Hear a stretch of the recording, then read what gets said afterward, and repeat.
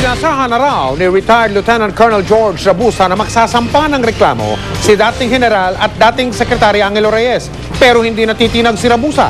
Nakatutok si Sherry Antore. Ganun din na attitude.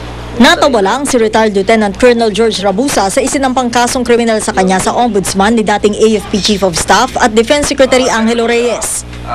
You're not taking seriously the case filed by Secretary Reyes?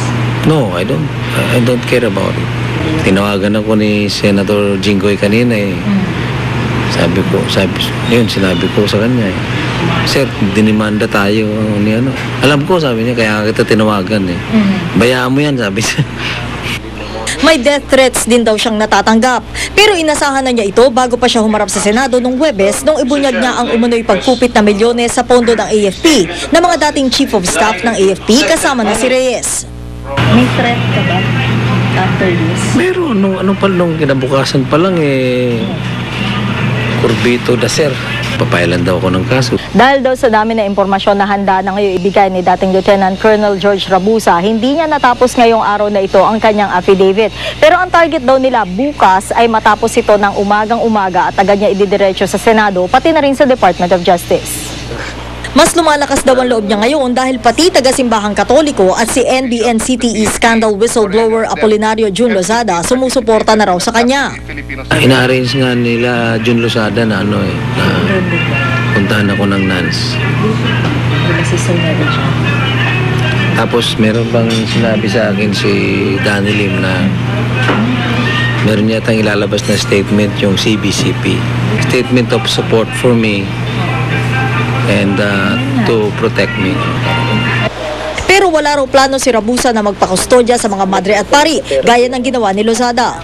Dagdag seguridad lang daw sa kanya at kanyang pamilya ang hiling niya. Pero di na iwasang baluhan ni Rabusa na ikwento ang pandidiri sa kanya ng mga kaanak na madawit at makasuhan siya sa korupsyon sa AFP noong 2004. Ang nanay ko, gusto niya makita niya ako bago siya mamatay.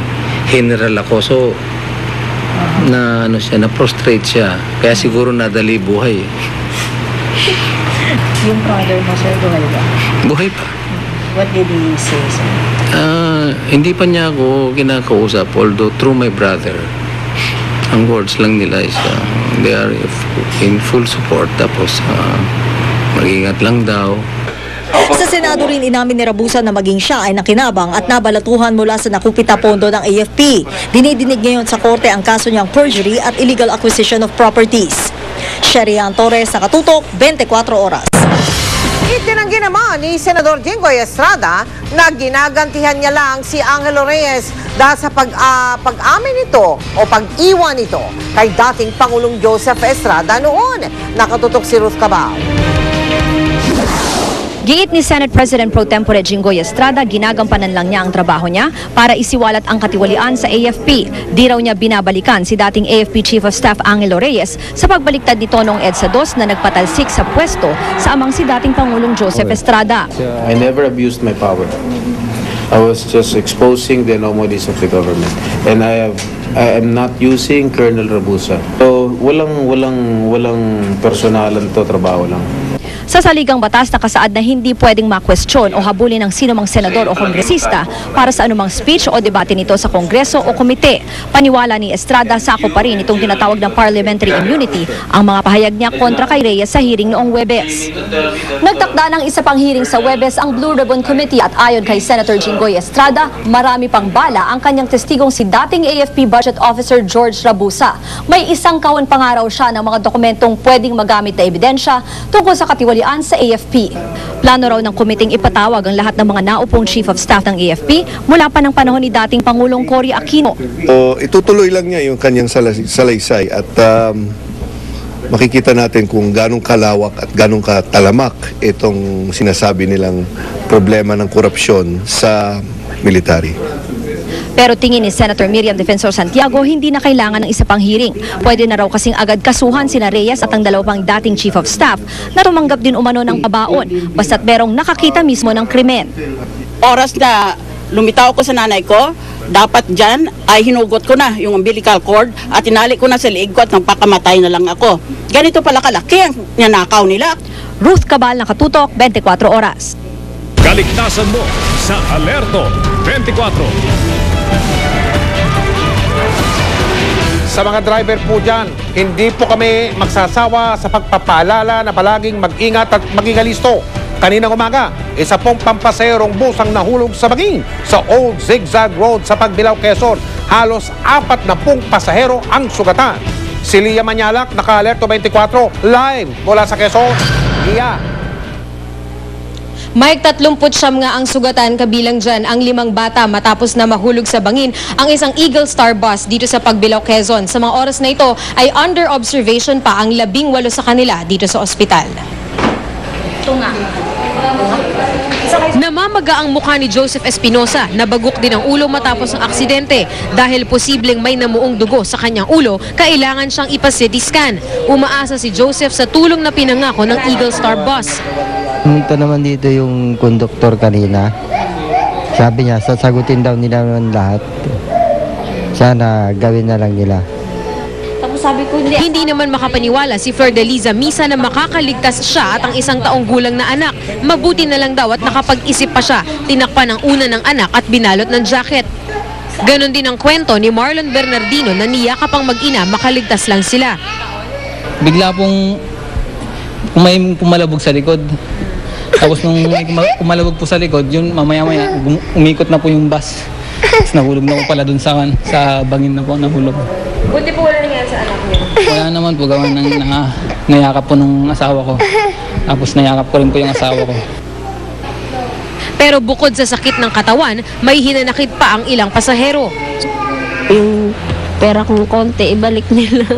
Saka yung mga gamit na doon sa bus. Binalik yung wallet sa akin, wala nang laman. Galing Ormoc, Leyte at biyaheng Maynila ang Eagle Star bus na may plakang TXP 443 sa gitna ng malakas na buhos ng ulan habang pababa sa pinakahuling bahagi ng Old Zigzag Road. Dumulas ito at sinakop ang kaliwang bahagi ng kalsada bago dumausdos sa bangin na may lalim na 20 talampakan. Swerteng sa lalim na ito, basag-basag na salamin at sugatang pasahero lang ang resulta. Sa investigasyon ng pulis, inaantok ang driver na si Pepito Santiole. Inaantok itong driver. So, nung apakan niya yung preno, ano na yung kanyang steering wheel, hindi na niya napigil hanggang sa bumangga siya dun sa railings at dumiretso dun sa bangin. Tumakas si Santiole at patuloy na pinaghahanap. Ang konduktor naman nakuna naming umaalis sa ospital at umiwas na rin magpa-interview. Mula taong 2004, hindi bababa sa 7 aksidente na ang naitala sa Old Zigzag Road na kumitil sa may 25 pasahero. Kaya isang municipal ordinance na ang inilabas na nagbabawal sa mga sasakyang 6-wheeler pataas ang dumaan pa dito. Masyado pong ang karsada dito is maliliit at saka protected forest area to. At pinapaalalahanan po natin ng mga driver na mag-ingat po sa paggamit po sa zigzag road. Bandang alas 4 ngayong hapon, iniahon na rin ang bus sa bangin. Mahaharap sa kasong reckless imprudence resulting to multiple physical injuries ang driver. Nangako na raw ang Eagle Star bus sa mga pulis na makikipagtulungan sila na mahanap ang driver ng naaksidenteng bus. Mike? Maraming salamat, Lia Manyalak. Samantala, pagpapaliwanagin daw ng Land Transportation Franchising and Regulatory Board o LTFRB ang pamunuan ng Eagle Star Transit. Sila po yung operator ng naaksidenteng bus na yon sa Pagbilao, Quezon. Sa mga sandaling ito, tuloy pa rin ang biyahe ng iba pang mga bus ng naturang kumpanya. Nakatutok si Lea Altis. Bumibiyahe pa rin ang mga bus ng Eagle Star Transit na Pasamar at Leyte ang ruta. Wala naman daw direktiba sa kanila ang LTFRB na suspendido ang biyahe nila.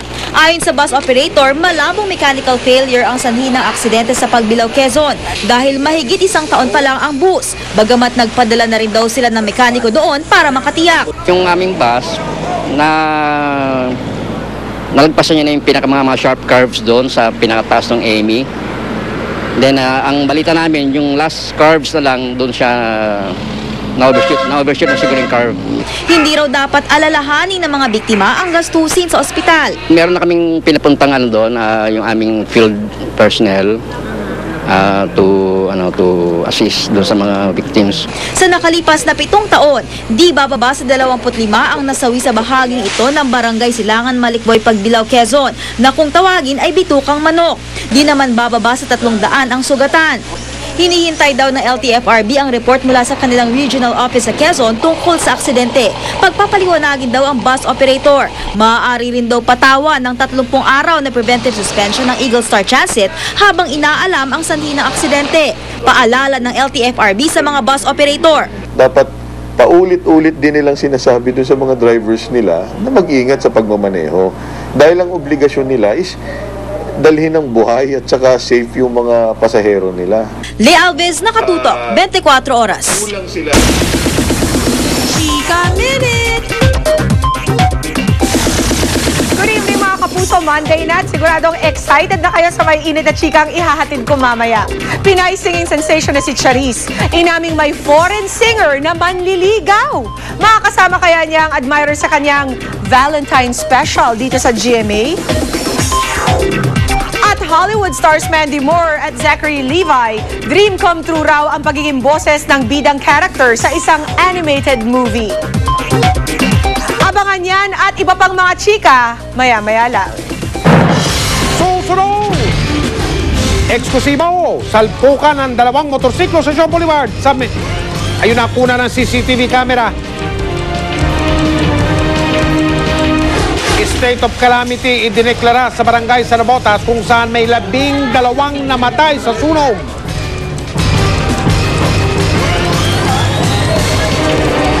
Mga nahuling nag-JJ-walking sa Commonwealth Avenue, pinagwalis sa kalsada. Mapapanood natin sa pagpapatuloy ng 24 oras.